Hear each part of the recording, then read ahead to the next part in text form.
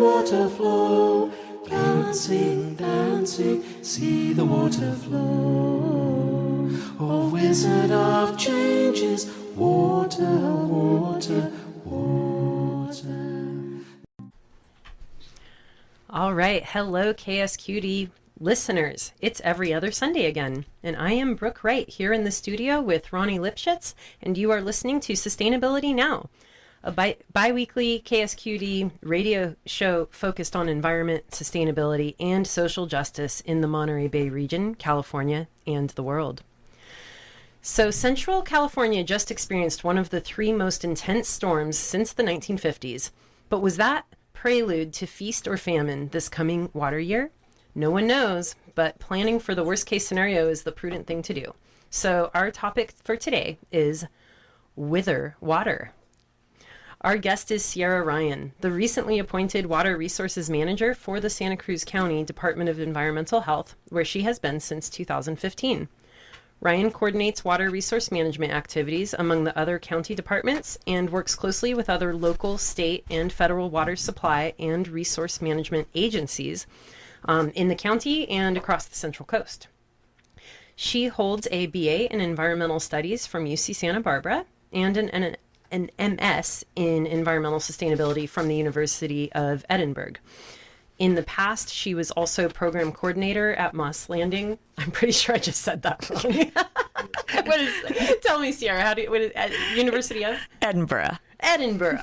Okay, sorry. So literal when I read. Okay. In the past, she was also program coordinator at Moss Landing Marine Lab and board secretary for the Coastal Watershed Council. Sierra Ryan, welcome to Sustainability Now. Oh, thank you so much for having me. Great. Thank you for being here. So tell us about your educational background, how you got interested in water, and what your responsibilities are as Water Resources Manager for the county. All right. Well, I grew up here. I was raised in Santa Cruz. I went to SoCal High, ended up, just people growing up in Santa Cruz tend to have a really strong relationship with the surrounding environment. I think that's one of the real blessings of growing up here, having the mountains, having the ocean, having the rivers that you can go play in. You really have a strong connection to the natural environment. And I don't think I really appreciated that so much as I was growing up here. But when I left and went to college, I really started to feel that there was a connection there that I maybe hadn't appreciated. And I ended up declaring a major after I had already arrived at college. I declared an environmental studies major because that was the topic that really felt the most real to me, the most important, and something that I could really contribute to. After I got my bachelor's degree at UC Santa Barbara, I was trying to figure out what my next step would be, and I was looking kind of across the country. I've always lived in coastal California up until that point. I wanted to get a different perspective. I had spent my junior year abroad at the University of Edinburgh in Scotland, and they had just such a really innovative environmental sustainability program there, really looking into the future about issues like climate change and water and land use and human interactions. And I thought that that would be a good place to continue my studies. So I ended up going over there, doing a master's program, really getting a different perspective on a lot of these issues that we're facing here, but they're global issues. And once I got that experience, I completed my master's, and I decided that there wasn't really anywhere else I wanted to be but back here. So I came back here in 2007. That's where I started working at the Central Coast Wetlands Group at Moss Landing Marine Labs, focusing on wetlands health and sustainability and restoration, but also beginning to look at collaborations between different partners, between different interest groups, to start advancing some of these issues. The concerns that we have about things like water quality and water supply and habitat, they don't happen in silos. They're all connected to each other. And starting to build these relationships between, say, the agricultural community and the conservation community is something that was really being pursued at the time through integrated regional water management. It's a program I think we might talk about later a little more. As I started getting involved in that, I really started seeing some opportunities for the collaboration being something that I'm really good at, that I like to do, that I like bringing people together and having these conversations. So in 2015, when this position opened up at the county, at the time a resource planner in environmental health focusing on water, and under the great mentor John Ricker, who recently retired but had been at the county for 40 years, it was kind of a no-brainer that would be a good next step for me to take. So I joined the county in 2015 and started working in their water conservation program, in their stormwater management, their integrated regional water management, and groundwater sustainability, and really starting to get to know all the community here in Santa Cruz. And when John retired at the end of 2020, I applied for the job, and I was made interim when he retired, and then I recently was given the full position of Water Resources Manager, and I think that basically takes us to today. Nice. And what does that role entail more specifically? So the county's got an interesting role in water management. We don't oversee water in the same way that you might be thinking. We don't have water rights. We don't own any large water infrastructure. That's not true of every county. There are definitely counties where they do own large infrastructure, but not here. In Santa Cruz, it's more of we are a regulator. We do oversee well permits. We do oversee small water systems, which again, we can talk about a little bit more later. We're also a regulated entity in that we have requirements under the State Water Resources Control Board for things such as maintaining a level of water quality. And if we aren't meeting those requirements, then we have to take action to improve them. So there's that component of it. But then there's also this component where we're a partner and, a collaborator to the other water agencies in the county, of which there's kind of 6 large water supply agencies. They all do have access to water that they're managing. And a lot of the role is about working together to kind of improve the situation for the residents of the county and for the natural environment here. That, the reason why we're all here in the first place is because we love it here and we want to do everything we can to protect it. Okay. Well, let's talk about the water that they have oversight over. Where does our water come from and how much is there? That is a great question. All the water in Santa Cruz County is locally derived, and that is really rare. I cannot overemphasize how unusual it is to be living in California and not either giving water from your region to another part or receiving water from somewhere else. So you hear about things like the State Water Project, where there's large aqueducts, or the Central Valley Project. You hear about Hetch Hetchy Dam and the Bay Delta, and that's all very important.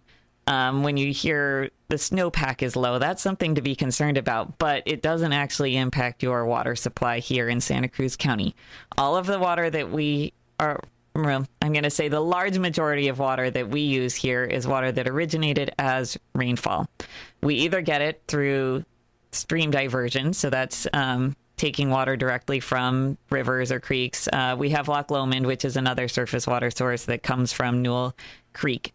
We have groundwater, which is water that's in the aquifers under the ground that we use wells to pump up and distribute. And that's really it. There's a small amount of recycled water that also originated as rain. But that's where we are locally. And it's in some ways a really scary thing, because we can't just say, oh, it's a little dry this year. Can we get some more water, please? There's no one who's coming to save us, but it's also a good thing because it gives us control, and our community has taken that very seriously. And we've seen that over the past decades, and especially over the last drought, that people feel a real responsibility for managing water here responsibly. And I think that in many ways we're really well off because of that. That makes sense. And between those two, you talked about surface water and groundwater. Mm-hmm. Where is most of the water coming from? Most of the water that we use in the county is actually groundwater. But with a caveat, a large proportion of that is used for agriculture. So you have to think about, when you say, how do we use water? What are you asking? Surface water provides almost all of the water for the residents who are served by the City of Santa Cruz Water Department, which is not just the people living in the city, but it's also outside the city in the Live Oak area and up at UCSC. The San Lorenzo Valley Water District gets half their water from surface water, roughly, depending on the year, and half their water from groundwater. The town of Davenport is completely reliant on surface water. But that is not all of the water that's used in the county, even though that is a large portion of the population. The city of Scotts Valley is completely reliant on groundwater. Soquel Creek Water District, which covers the Aptos, Soquel, down to Seascape area, also completely reliant on groundwater. And then down in Watsonville, Corralitos, and then the agriculture that takes place down in the Pajaro area, that's also very much reliant on groundwater. So it's, depending on where you are, it's a different source. It's all locally derived. But for the most part, groundwater does, because when you look at the agricultural water use, and I actually have some numbers here. Oh, that was going to be one of our next questions. How much water is being used? So the total water being used when we talk about acre feet per year, which I don't know if how familiar people are with that term, but an acre foot of water is the amount of water it would take to cover about a football field with 1 foot of water. That's the way to visualize it. An average household would use maybe a quarter to maybe up to a half, but really in this area, we don't see people using that much water. So about a quarter acre foot a year is what you could think that an average household might be using around here. We use in the county about 51,000 acre feet a year total for people. And then about half of that is agriculture, and about half of that is for more residential purposes. We don't have a lot of other uses. There used to be historically in Santa Cruz a lot of industry. Most of that has gone away now, and so there's very little industrial use anymore. There's some commercial use, obviously, but really it's for people, and it's for growing crops. Okay. Are there any specific industries that are really high use? And one that just came up from my partner here, Ronnie, was to talk about breweries. Is that an issue at all, or you have any? That is a very intriguing question. I mean, when I think about high use industries, I'm thinking of things like mining, which and quarries, which we have historically had here, and they have had a large use. The Cemex plant was a big user of water back when it was running, but they're not here anymore. Breweries tend to get their water. Most of them are located within the municipal service areas, which means they're getting their water from one of these large water agencies. So even if they are a large user of water, they're kind of part of a larger system. But that is an intriguing question, and I have to say, not something I've spent a lot of time investigating. Well, and I can add, I can comment on it that I know in the Certified Green Business Program, we have some breweries, and they've learned ways to really manage it. I think they have bigger issues with what ends up in the wastewater stream. Yeah. So if they can, yeah. Well, and one thing, if you're using municipal water, you are paying for that municipal water, and it is expensive. So it's not something that you would want to be wasting. Got it.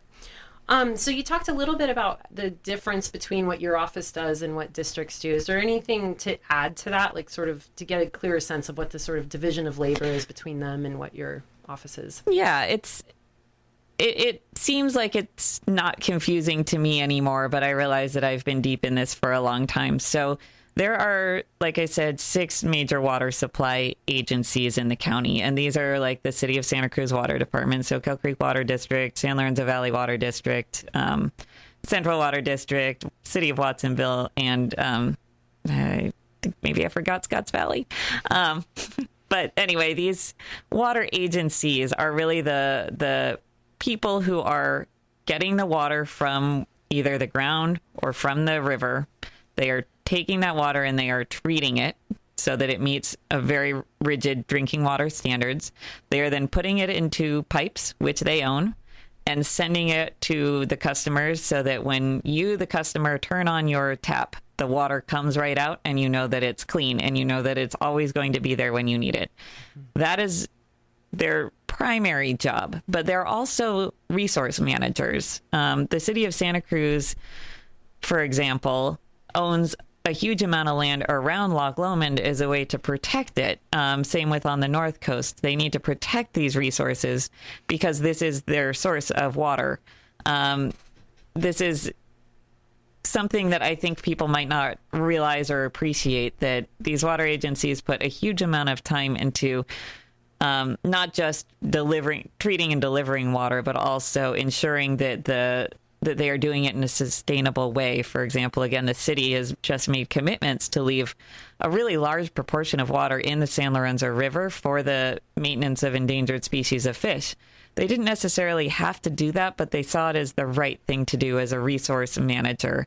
In areas like Soco Creek or down in the Pajaro area where we have risks of seawater intrusion, that's bad from a water supply perspective, but it's also bad from an environmental perspective because there could be consequences such as pumping water so much that it depletes the surface water, pulls water out of the streams, for example. So these are concerns that they're facing. So when they're managing water, it's not just so that you can turn on your tap and know that your water will be there and that it will be clean, but it's also a much bigger picture. How do they ensure that this is sustainable and that they are not impacting quality of life through providing their water? Got it. So again, we are talking with Sierra Ryan, the Water Resources Agency, Water Resources Manager for the Santa Cruz County Department of Environmental Health. Sorry, it's a little mouthful. Thank you again, Sierra, for being here. You talked a little bit about your agency's role in overseeing small water systems, and according to the internet, there are 130 small water systems in the county and 8,000 private wells. Where are these? Who owns them? Tell us a little bit about that. I like that you said according to the internet. I would like to say that comes from our website. It's not just numbers you pulled off the internet. So yes, so small water systems are systems where you have 5 to 500 connections essentially on one water system. So you look at something like Soquel Creek Water District, and they have 30,000 connections. That's a big system. These small systems are much smaller than that, obviously. So when you have, say, 5 connections on one well, usually in cases like that, we need to make sure that this water that everybody in that community is drinking is clean and meets standards. But we don't want to be overly onerous in it. So we have a permit system where we work with the managers of these systems to make sure that they are operated well, that their water quality meets standards, that there aren't any concerns, that there are people who are managing the systems responsibly. And we collect some data from them as well, such as how much water they're pumping every year, so we have a good sense of the impact on the resource overall. They're located usually in more mountainous areas. So the municipal service lines really focus on the areas of higher development, mostly along the coastlines and up into the San Lorenzo Valley. So is it basically just where a district isn't serving? Basically, yeah. If you have enough people in an area where a district isn't serving, they're either going to be on private wells, which is where we have about 8,000 private wells, or they're on one of these small water systems. So it makes a lot of sense if you're driving up into windy mountain roads, you're trying to think how on earth would you get a pipe up here to deliver water from, say, the Graham Hill treatment plant? Well, you wouldn't. It's not practical. It would be extremely cost prohibitive. And so in those cases, it just makes more sense for people to drill their own wells. We permit that. This isn't something you can go out and do, because we want to ensure that people are building houses in an area where they have water supply that is clean and safe for them to drink. So they have to prove that the area that they're going to be building on has a sustainable water supply, essentially. So we oversee that. But yeah, it's really common in the county to have either a private well or one of these small water systems. Okay. And are they subject to new groundwater management laws? Yeah, so let's talk about these groundwater management laws that are coming into play right now. In 2014, the governor signed the Sustainable Groundwater Management Act of 2015. And that law was the first time in a century that the state moved forward in advancing regulations on how water in California can be managed. In the turn of the 20th century, there was work on limiting how surface water could be used. That's when you hear about water rights, that's generally what they're talking about is surface water. In 2015, for the very first time, groundwater was regulated in any sort of significant way.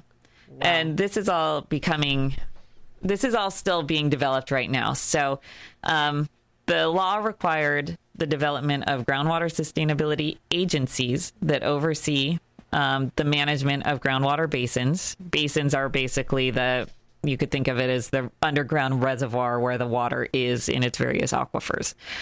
These agencies, in turn, had to write groundwater sustainability plans. So there's a lot of catchphrases in here and a lot of acronyms, and I'm going to try to talk it all out. But these plans are very long technical and policy documents that outline how do we ensure that the groundwater that, as I said, is the largest supply of water in the county. How do we ensure that this is still available for people over the next 50 years without causing, ancillary impacts to either neighbors? We don't want to say, well, our groundwater basin's sustainable as long as we can just take everybody else's water from next door. That's not sustainable. And also from the environment, we need to make sure that we're not impacting our surface water resources any more than necessary, or our what we call groundwater dependent ecosystems. So places where there are habitats and animals who are depending on some water from the groundwater basins for their livelihoods. So how do we protect them, and how do we do it in such a way that is hopefully affordable to the population? And there are 3 groundwater sustainability agencies in Santa Cruz County. There's the Pajaro Valley Water Management Agency, which predates SGMA the Sustainable Groundwater Management Act is referred to as SGMA because it's a very long name. It predates SGMA, but they are now acting as the Groundwater Sustainability Agency.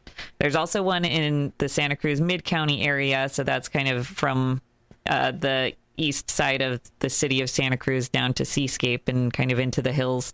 So like around SoCal Water District then? Yeah, Soquel Creek Water District is a large component of that basin. And then we also have a smaller basin, the Santa Margarita Groundwater Agency, that is it encompasses all of the city of Scotts Valley as well as parts of the San Lorenzo Valley. So these 3 agencies are in place to meet the requirement of the law and to manage the groundwater that is providing a large portion of the population with their only water supply, to ensure that they're doing that sustainably.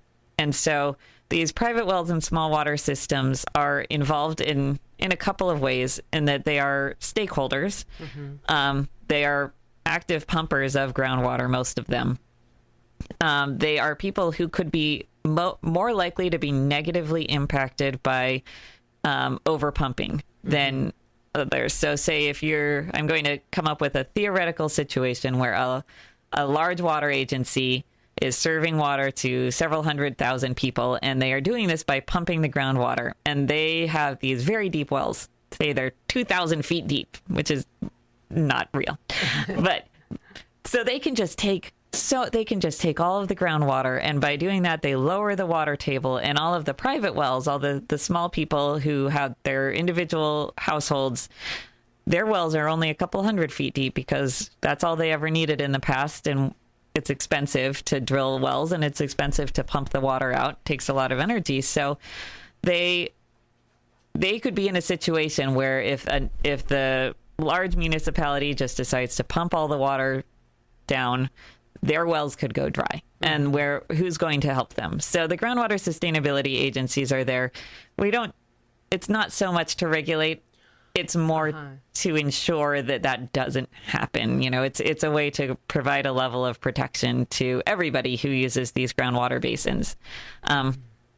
I think it's important to understand that this law really, it's it's a value here, but you also have to take into account that it covers the entire state of California. And what we see here is wildly different than what we're seeing in the Central Valley, for example, where there's a lot more agriculture, where people have pumped the groundwater so much that the surface of the ground has dropped dozens to hundreds of feet, and is continuing to subside. Situations where there is no more interconnected surface water. It's that's the word for when your groundwater and your streams are connected, because you've pumped that groundwater down, to the point where it's really hard, where people's wells are going dry regularly. Right. There are places where it's a really, really bad situation. We're lucky here that we haven't seen those kind of negative impacts. And now that we have this regulation in place and we're acting upon it, I think we can feel really confident that we're not going to see them, not to the degree that we've seen it in other places. Okay.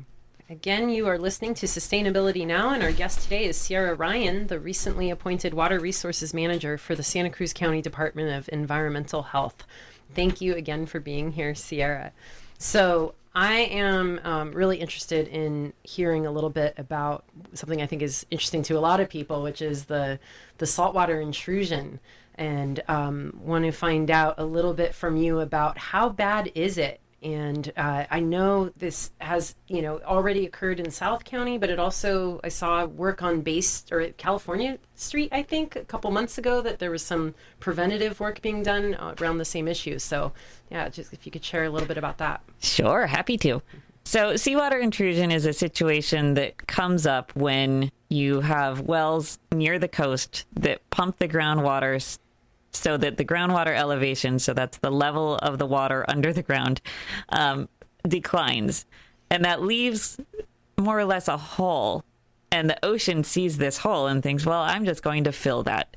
So it's basically the drawing in of ocean water into the onshore wells because of overpumping. This is a situation that it happens all over the globe, in any place where you have a coastline and you have groundwater pumping. It's common, and it is very bad, because once you get salt water drawn in, it's really, really hard to push it back out again. It takes time, and it takes large quantities of water. And that's basically the best way to deal with seawater intrusion, is to never let it happen in the first place. But as you point out, it has happened here. We do see it in the Pajaro Valley area, largely due to agricultural pumping. There has been seawater that's been drawn in. It's not drawn in very, very far, but for those people along the coast, either residents or farmers, it's really a concern. And the Pajaro Valley Water Management Agency has done an immense amount of work over the past 20 years to slow the problem, because it was increasing. It will continue to move inland, the seawater, as long as pumping allows that to happen. They've done a really good job of slowing it down, and eventually it is going to stop based on some of the projects that they're planning. How do they do that? If there's already salt water in there, and that's also going to rust the equipment and everything, I would imagine, or the system, how do you have any sense of some of the strategies they use? Yeah, they do it by, there's a couple of strategies that you can that you can do, and I'm going to speak kind of generally. The first is to try to stop pumping on the coast. That is the number one thing, because that is what's bringing your groundwater elevations down and creating that hole for the ocean to fill. So the first thing to do is move your pumping away from the coast. That's something that they've done in PV Water. It's something that has been done in Soquel Creek Water District as well, where they're also seeing in the southern part of their the district, they have seawater intrusion, and they don't want that to get any worse. So to keep your elevations high, you stop pumping along the coast, and to the greatest extent possible, you try to bring in other water and get it into the ground. And so PV Water has been doing this. They've got a recycled water project that delivers about 7% of their irrigation water is now being delivered through a recycled water program. It's a partnership with the city of Watsonville, where the water is actually coming from the wastewater system that serves the city of Watsonville. So that for recycled water, you need a sewer system with a large enough population to provide the source water. Is this the toilet to tap? No, this is not toilet to tap. We can maybe talk about that later, but we don't like that term. I'm sure. This is water that normally would get treated at the wastewater treatment plant and then sent out to the ocean. Instead of getting sent out to the ocean, it gets treated one more time and then put into a distribution system where it can be used for irrigation. It's used for crops, but it's not used for households. This is something. So that's one way. Basically to cease the pumping, allowing the groundwater to recharge, and supplementing that water supply through something else, in this case, recycled water. Soquel Creek Water District is embarking on a potable recycled water plant called Pure Water Soquel. There's a lot of information on their website, and I'm not the expert, so I'm hopefully going to get the basics correct. But that is a seawater intrusion prevention project, and that they're going to be taking treated water from the City of Santa Cruz wastewater treatment plant, which is located at Neary Lagoon. There it's going to get treated to a tertiary level, so treated 3 times. It's then going to be sent through pipes. And what you were seeing was actually this system being put in place to take this water and send it over to a plant that's going to be built on Chanticleer in Live Oak.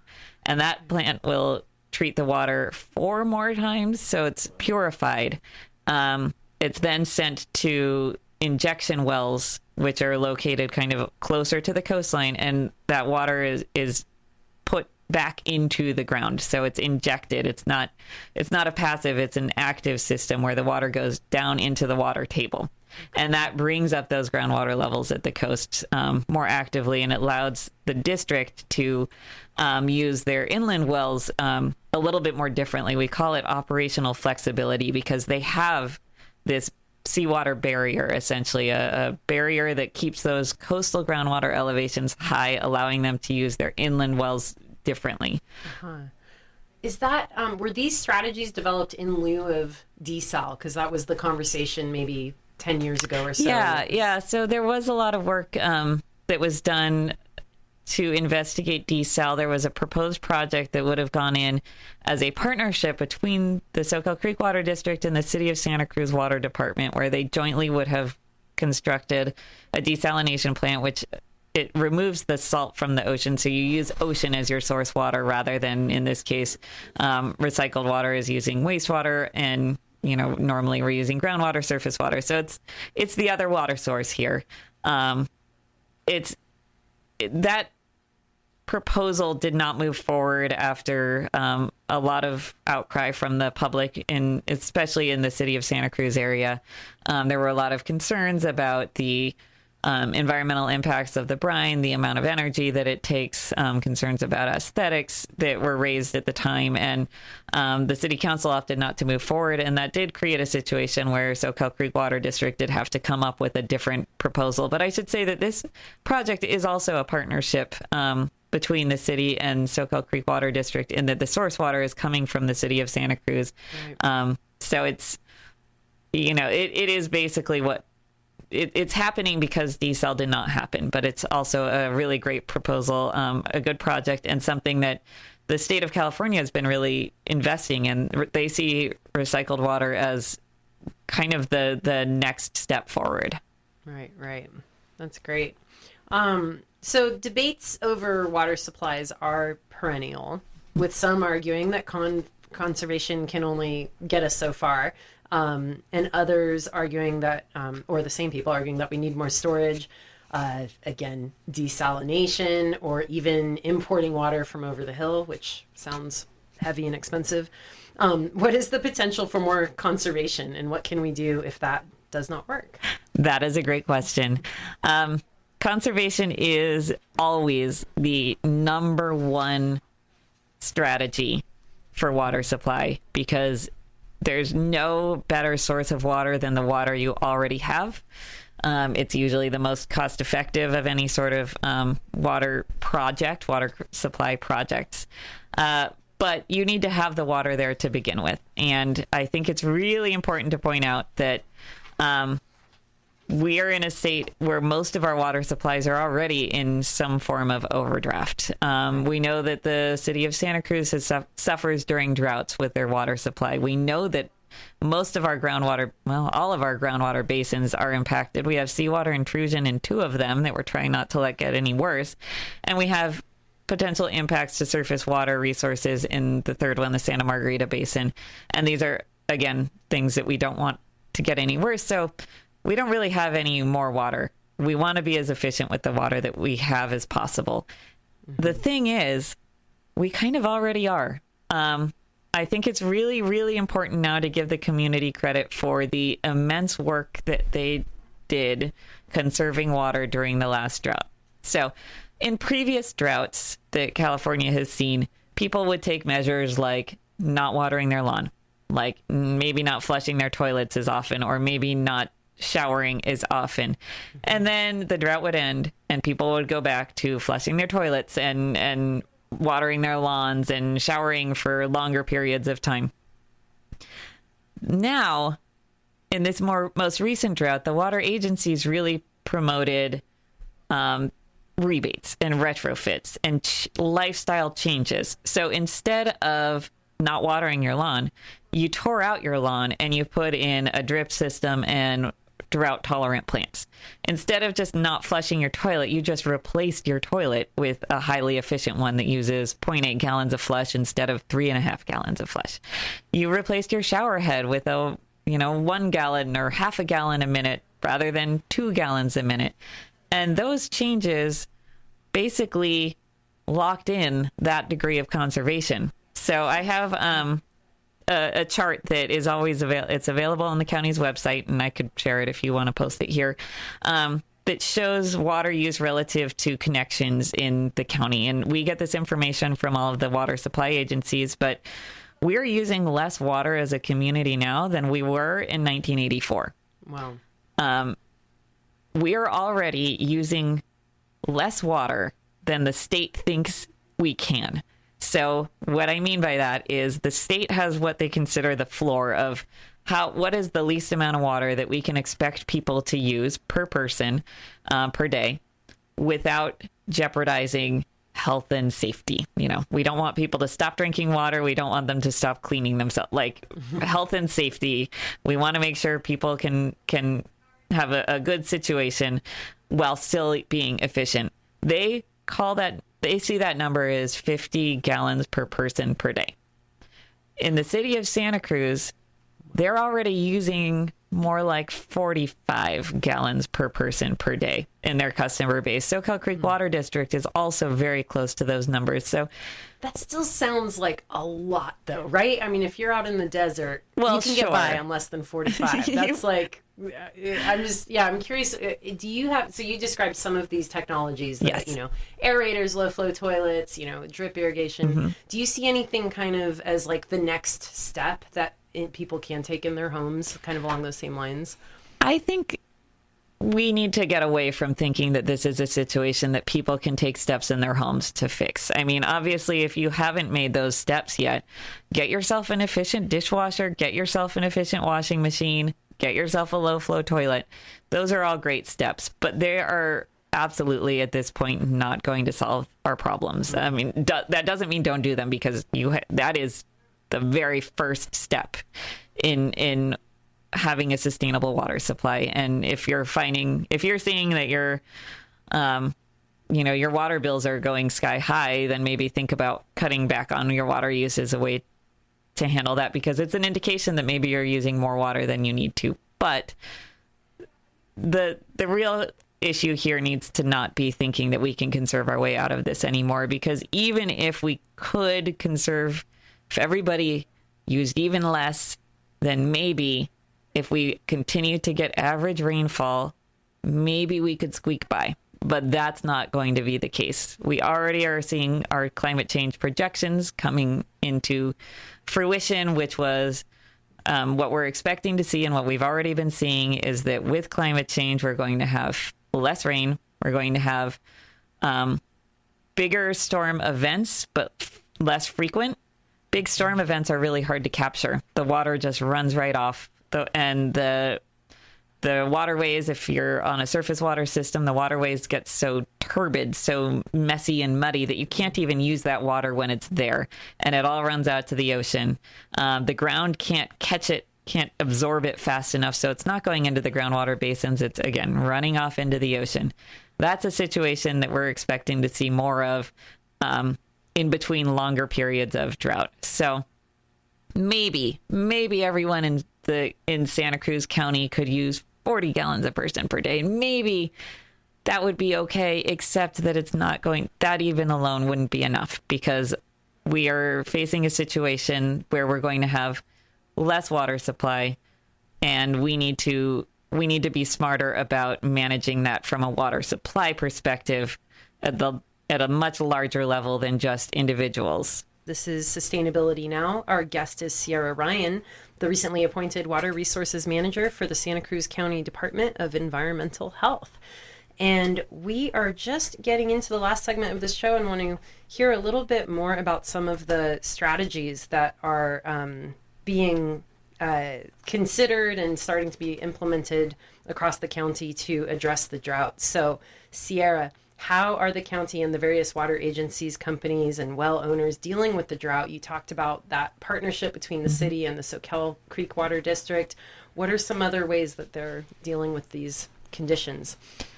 Sure. Well, the first thing that we've seen is that all of the water agencies have declared some level of drought. So yes, it did rain. I do want to acknowledge it rained a lot in October and early November, and that is wonderful. It did not end our drought situation, and so far we don't know what this winter is going to hold, but the projections are that it is likely leaning towards a drier winter because of the La Nina situation that we're seeing off the coast. So with that in mind, all of the water agencies in the county have declared some degree of drought. Most of them are in stage 1, which is defined by the individual agencies. They might be in stage 2, they might be in stage 3. It's really important for residents to know where their water comes from, know who their water supply agency is, and you can find out exactly what restrictions might be in place. So that's kind of how have we been dealing with this drought on the immediate front, and that's basically asking people to cut back on water use. But like I said, that is not a long-term sustainable solution to our water supply woes. So what's actually happening on the much bigger scale, and something I really encourage everybody to look into more, are our large projects. So we only have one surface water reservoir in Santa Cruz County. That's Loch Lomond. And right now it's at 50% capacity, which is pretty good compared to some other parts of the county. But that is part of the state. But that's not, that's all we have. That's all that those people have. And then, like I said, all the groundwater basins are already impacted. They already have lower groundwater levels than they have historically. And so we need to be looking at water supply. There aren't that many places to look, which in some ways can maybe make things easier. Like I said, no one from the state is going to come save us. They're not going to offer us water from San Jose. Not that they have any water to give anyway. So we have to look locally to figure out how can we solve these problems. And I'm really happy to report that that's been happening, and in a really positive way. There are projects happening in the Pajaro Valley Water Management Agency now for years. Like I mentioned, they've already got a recycled water project that provides irrigation water, but they're also working on what they're calling their basin management plan, which has projects including capturing water from Harkins Slough and using that as recharge. College Lake is another project that you can look into on their website. There's a lot of water supply projects. I should have more information in front of me, but they're actively working on several water supply projects that they think combined will basically get them out of their water deficit. Okay. In SoCal, in the Mid-County area, I already mentioned the Pure Water SoCal project. That is the biggest project happening in that area. There's also a project being done by the city of Santa Cruz to take treated surface water and inject that into the ground. So it's a very similar program principle to the Pure Water SoCal project, which is taking recycled water. This is taking treated surface water and putting it into the aquifer, essentially storing it for a drought period. They are also doing a water transfer project between the City of Santa Cruz Water Department and the Soquel Creek Water District, where when the city has excess surface water available, they can send it to Soquel Creek Water District. That principle is called conjunctive use, which is using your surface water more when flows are high and allowing the aquifers to rest. And then in turn, when flows are low, using groundwater more to keep more water in the streams for fish and other wildlife. So they just finished the first 5-year pilot stage of that process, but they're again moving it forward. And that is a really good project. It could allow Soquel Creek Water District to rest their wells, and potentially someday water could come back the other direction. Mm-hmm. There's also work being done in the San Lorenzo Valley, Scotts Valley area. There's already a recycled water plant that provides treated water for irrigation to parts of the city of Scotts Valley. Mm-hmm. There's a lot of work being done right now, again, focusing on conjunctive use to try to optimize the way surface water and groundwater are used there. So ultimately, there might need to be more water supply projects, most likely in the form of recycled water projects. But for the time being, we think that there's a lot that could be gained from just optimizing the way those resources are used better, and creating more inner ties between the agencies so that they're able to share water when necessary. And does storage come up at all? It seems like that's the other way to address this, right? Is build more dams. A lot of work was done in Santa Cruz County, starting in the 1940s up through the late 1970s, early 1980s, to investigate building more dams. Originally, there was a plan for 10 different reservoirs in Santa Cruz County. I have those. The plans are from the 1960s. As they started getting investigated, a lot of them we're like, well, this isn't going to work out because of either geology or environmental resources or the amount, where would the water come from for the reservoir. The one that got the furthest along that didn't get built was called the Zayante Reservoir. They would have built a dam on Zayante Creek, which is kind of neighboring to where Loch Lomond is now. But there were some concerns about fault lines. You don't want to build a dam on a fault line. And eventually it seemed that surface water storage just is really not the solution for this area. Instead, using the aquifers, using those groundwater basins as a storage is exactly what is being done with these projects right now that I was talking about, the aquifer storage and recovery and the Pure Water SoCal project. It's very much getting away from the idea that storage needs to be above ground and looking at instead making storage below ground where it's needed anyway. Okay. Great. So a lot of the things you just talked about might be part of the integrated regional water management plan. Is that right? Is there anything from that plan that you could also share? So the integrated regional water management plan was a document that was put together originally in 2005 and then updated in 2014 and then again in 2019. It was really where we started seeing these collaborations happening between these water agencies and the county and environmental groups, really coming together and looking at, rather than like, well, my water agency is over here and this is what we do, and their water agency's over there, this is what they do over there, working together to say, how can we all partner to improve the resources overall and build partnerships. And it's been a foundational process in terms of collaboration.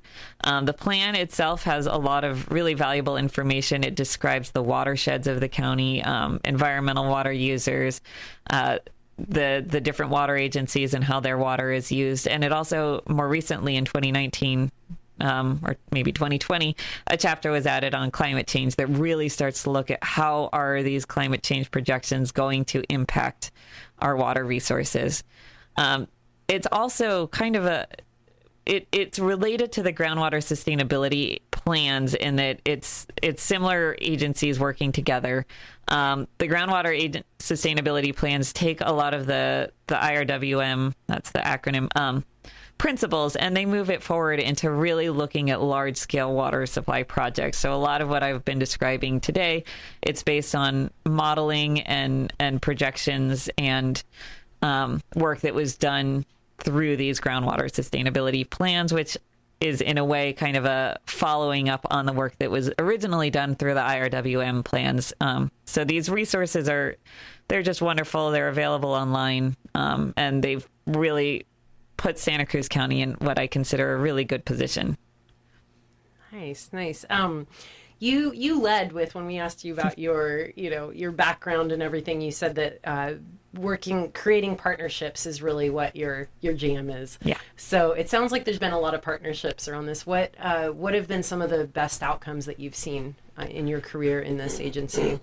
I think that I'm going to describe two, and I know we're running low on time, so I'll be quick, but there's two things that I think really bring me great joy. One is this group called the Water Conservation Coalition. It's like this organization that's a loose conglomeration of all of the water conservation people from all of the different water agencies, and the county is there, and Ecology Action participates. And it is, that means that there's about 10, 12 people who are just dedicated to finding ways to work together, to partner, and to message to the community the importance of water conservation and the resources that are available. And that was one of the first groups that I got involved with when I started working at the county. And it just continues to bring me such joy. I get to do tabling events with them. Like we jointly table Earth Day and the county fair. And it really just shows that we're all working towards the same goals. Everybody's willing to put in the time and put in the effort and put in the money to really work together to make sure that community knows what resources are available to them. The other thing that I've been really proud about is the work of the three groundwater sustainability agencies, but I am going to mention the Mid-County Groundwater Agency because we submitted our plan in January of 2020, and we are one of only 2 groundwater sustainability plans in the whole state that have been approved by DWR. There were some alternative plans, such as what Pajaro Valley had already put together, that was already approved. But in terms of people who took the language of the law and they moved it forward into a plan that is actionable and going to bring sustainability to the population, we're one of only 2 approved plans. And it's one of the most exciting things that I've been a part of. Nice.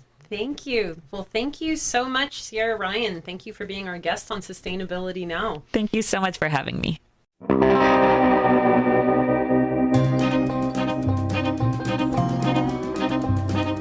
Desiccated grama grass wilting on the ground. Crisp yellow leaves are falling all around. A west wind blows with cruel might, and the prairie fires burn all through the night. We need rain. We need rain. Not a cloud in the sky, in the pale blue sky. If we don't get a rain, everything's gonna die. Dried up sagebrush looking mighty sad. Shiny-berried trees never saw it this bad. Cottonwoods fade showing barren limbs, and the fish in the ponds are forgetting how to swim. We need rain. We need rain. Not a cloud in the sky, in the pale blue sky. If we don't get a rain, everything's gonna die.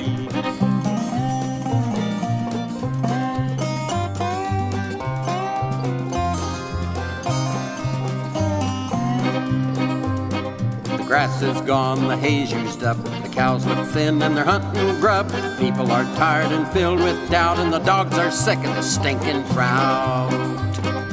We need rain. We need rain. Not a cloud in the sky, in the pale blue sky. If we don't get a rain, everything's gonna die.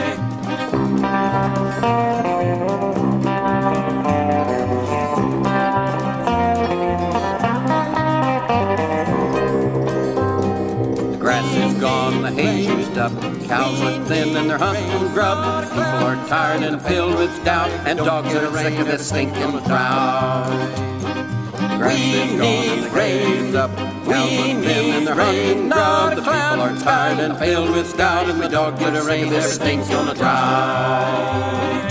People are tired and filled with doubt, and the dogs are sick of this stinking drought.